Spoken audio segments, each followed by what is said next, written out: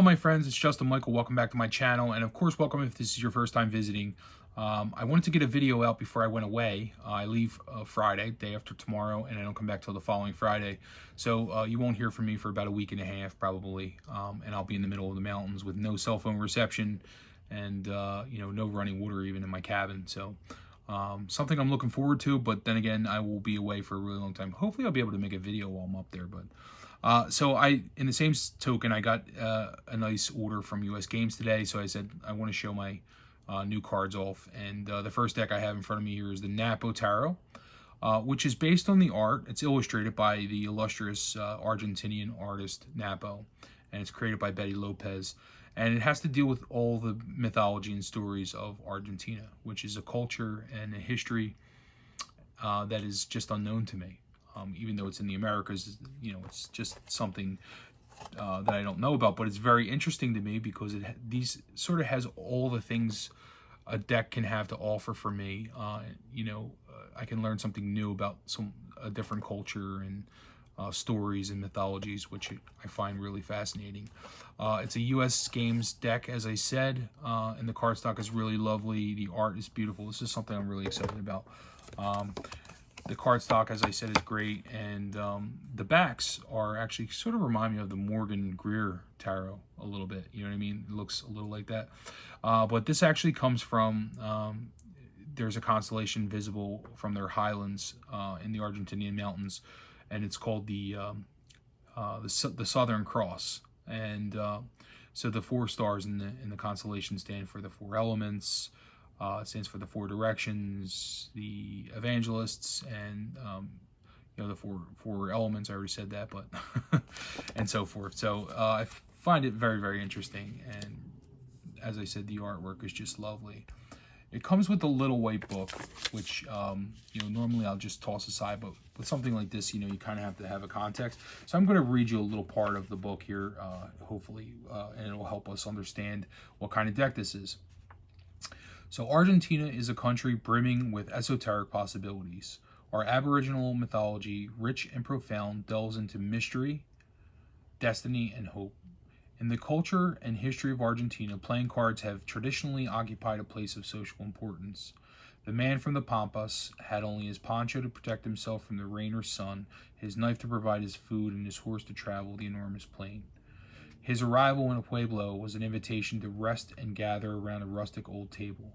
Glasses of wine were quickly filled and decks of cards were scattered around the table. Little did this traveling gaucho know that those painted cards had once been a message for pueblos and individuals calling from times of long ago, presenting the insurmountable archetypes of man. The woman from the pueblo, who healed with herbs and with the moon, also took a deck of cards to predict fortunes. Just as the gauchos had an innate ability to decipher the sky during those long nights on the plain, the woman healer could read the cards and relate all their archetypal meanings with deep yet spontaneous intuition. In the Napo Tarot, the magus, or the gaucho, which is another word for cowboy, dressed in rich clothing, living out in the country, well established and respected. Living out in the country, but well established and respected. The Hierophant portrays old Vizcacha, a character from the epic poem Martin Fiedo by Jose Hernandez, considered as the Gaucho Bible. The character's wise advice is both cynical and cunning. In the Death card, the skeletal figure wears a traditional Indian clothing typical of northern Argentina. And the core cards get their grace and harmony from the typical representations of the show-off, a character more urban than rural, who handled both dagger and feelings with the same rapidity. Just to kind of stay in sync with the story. Love and rancor coexist in this world of men. The female court cards of Napo Tarot deal with dreams and ideals. Bringing this deck of cards to the reader is the satisfying result of a search for inner symbols. The tarot cards came out of my imagination, and the drawings by Napo came about based on the knowledge of the cycles of life. We thus immerse myth in history and find the same meanings, the same question as in the tarot of the Middle Ages. Betty Lopez. So it's a really beautiful deck, and one I'm just really, really excited about. I'm just going to kind of flip through the rest to show you, but the art is just really stunning, and I hope that was something that you appreciated and enjoyed. This is a Thoth-based deck, I'm just going to tell you, but it's very RWS in its imagery, so it's kind of like a combination between Thoth and Rider. It has the astrological symbols on there too that you can see, you know, and it's really, really cool.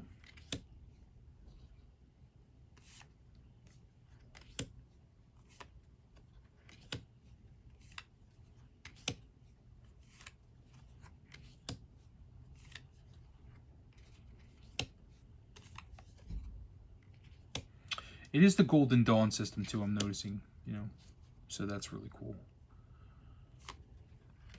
And you'll see in a second why I say it's both Thoth and Rider-Waite-Smith. That's a beautiful world card. So here we have the Ace of Wands, and then when you get to the Two of Wands, it's you know, evokes Rider-Waite-Smith, but it also, you have the word Dominion, which is very Thoth. Virtue, completion.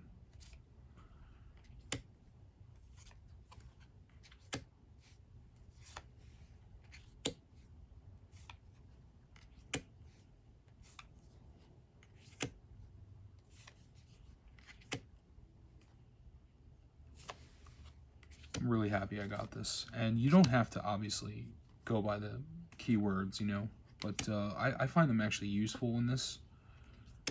I'm just really, really enjoying this.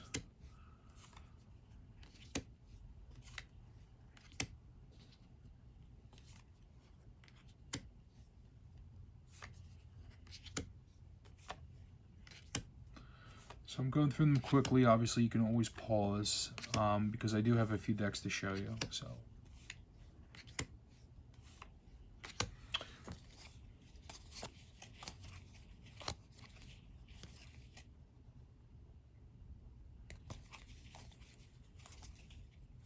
Like that defeat. Five of Swords.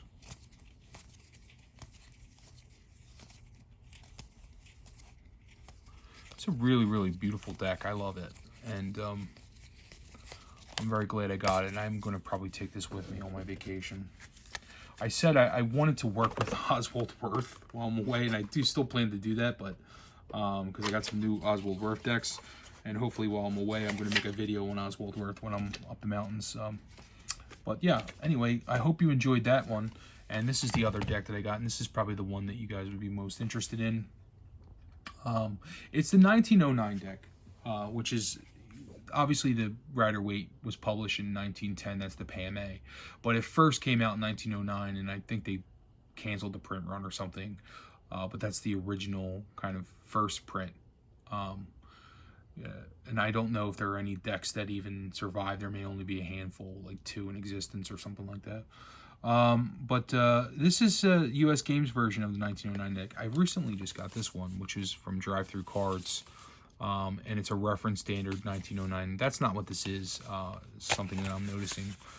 But I am going to pull this out just to use as kind of a comparison here. Well,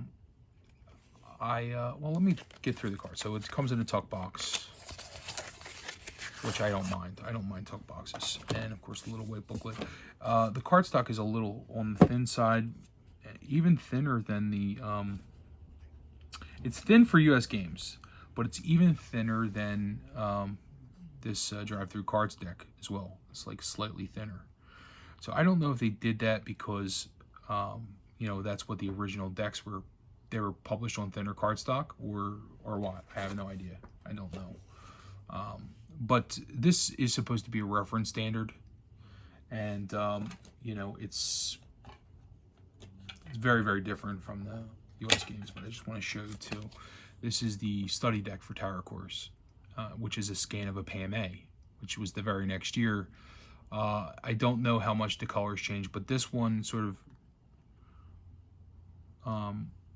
claims to be a reference standard of the 1909 version. So the US games, I think this is just something they decided to do to, well, I'll keep these two decks together. I'll make it a comparison. They, they just kind of made the colors soft, and the backs aren't historic. These are just images, the elemental objects taken from the Rider-Waite-Smith pips, but they're not really like this is not a reference standard. Oh boy, it's not even in order anyway, so I'm probably not going to be able to do a full comparison. But anyway, I mean, you get the idea. The colors are very, very muted, and just I find them a little on the boring side, and this is just not something that I really am like excited about. I was initially, and I did see that it was muted, but when you're looking at images on the computer, it's kind of like hard to really judge on how they're going to be. And as far as the standard size, they're slightly smaller, just slightly. Well, they're almost identical actually, just slightly a hair smaller. It looks like. I'll show you the Magician as well.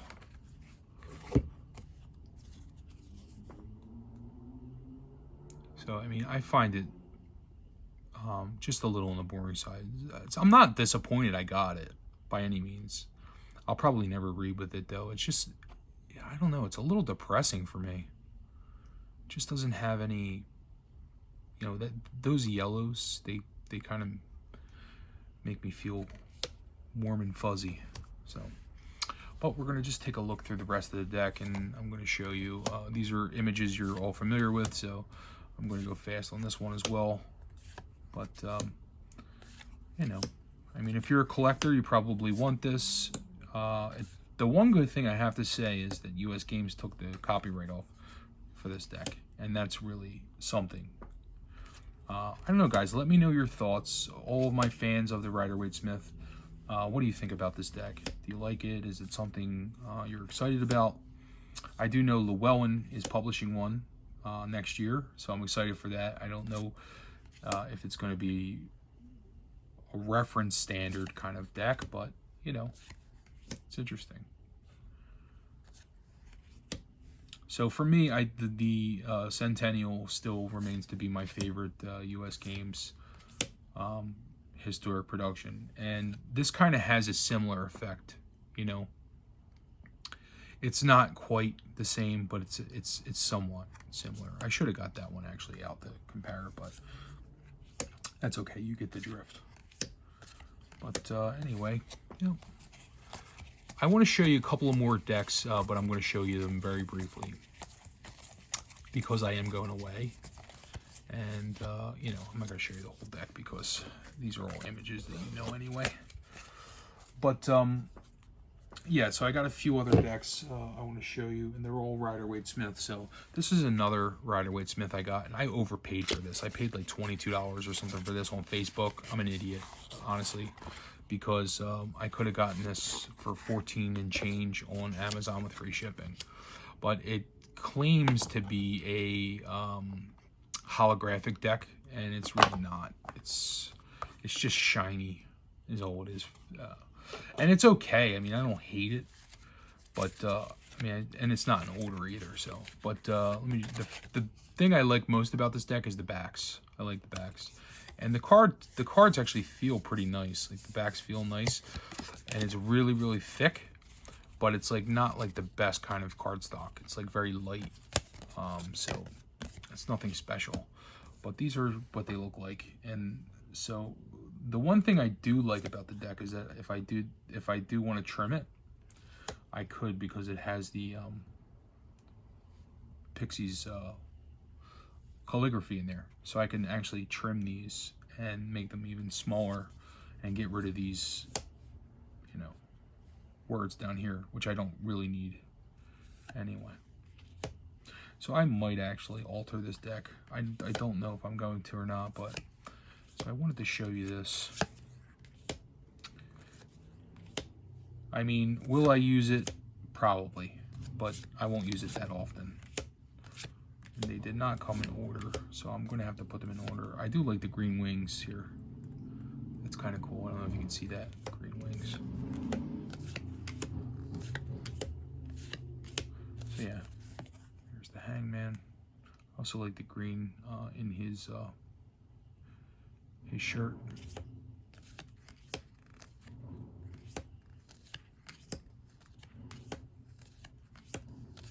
I can't really see the order here. They have it in some kind of order, but I just can't figure it out. Like they have seven of wands, and then three of cups, 3 of swords, 3 of pentacles, and we have two court cards. I have no idea. And then 4 is the major, and then the star, and then you'll have all the 4s. It's kind of weird. Moon looks good. So yeah, that's one of the decks that I got. I could probably have lived without this one, but now that I have it, you know, I'll probably hold on to it for a while, and you know, probably use it for something. Last but not least is the this is a mini. You can see this is the AGM mini.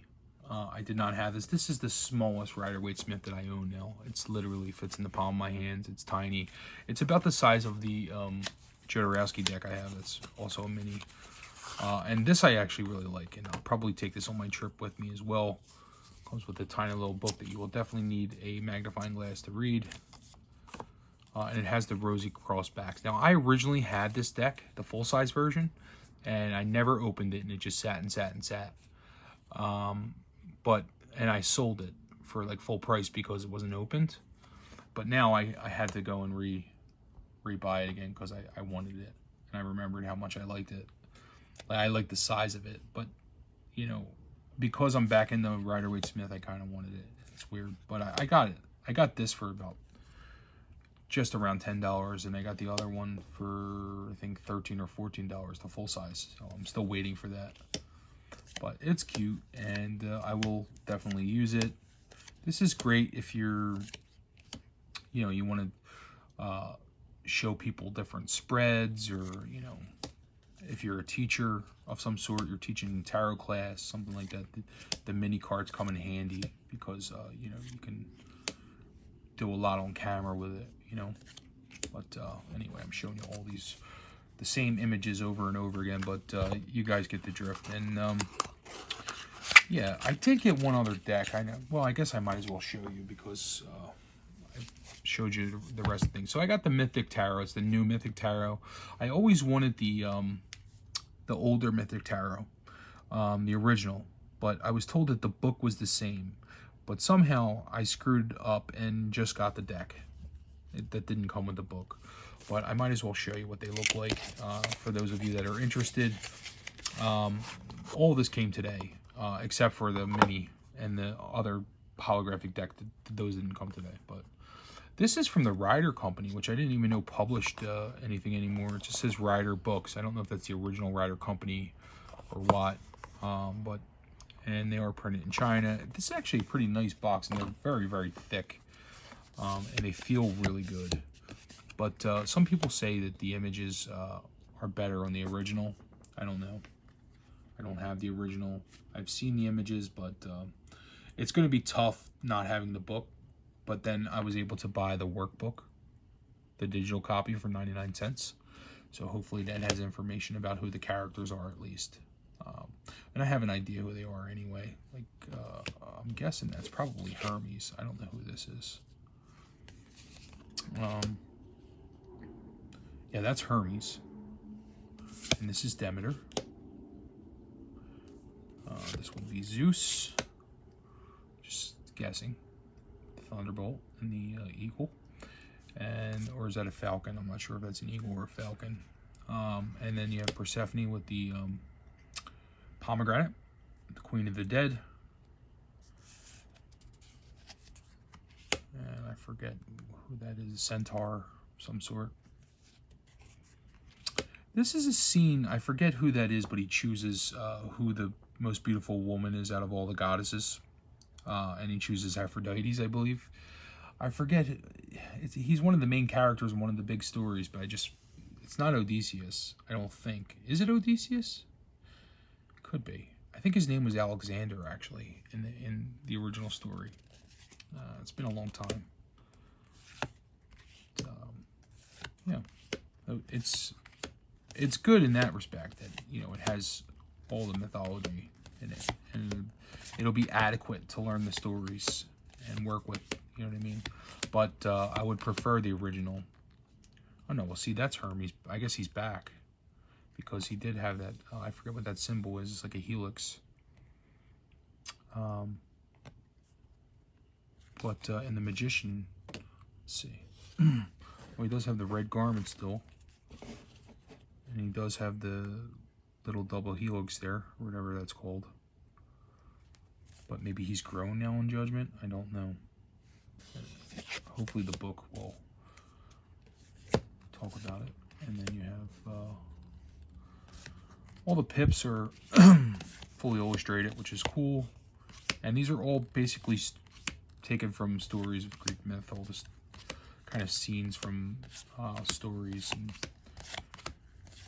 it's kind of nice, so I don't mind it. I mean, is it as good as the original? Probably not, but it's adequate to learn, and that's what this is going to be for me. So, but anyway, that's it. I showed you enough decks, huh? But I had to get it in because I'm not going to be here for some time. So, but anyway, I appreciate you guys tuning in. I hope this was interesting, and I guess I will see you guys when I get back. Have a happy Thanksgiving. Thank you again to Simon, Jade, both Chris's, Barely Balanced Tarot, Elemental Carmency, The Hermit's Cave, Tarot Your Truth, and The Artistry of Tarot for coming on my live last night. It was really fun. And thanks everybody who participated in my giveaway. And congratulations, Alex. Alex from Lazy Genius Tarot and Bazaar. He won my giveaway. So anyway, thanks again, guys. We'll talk soon. Love and peace. Bye-bye.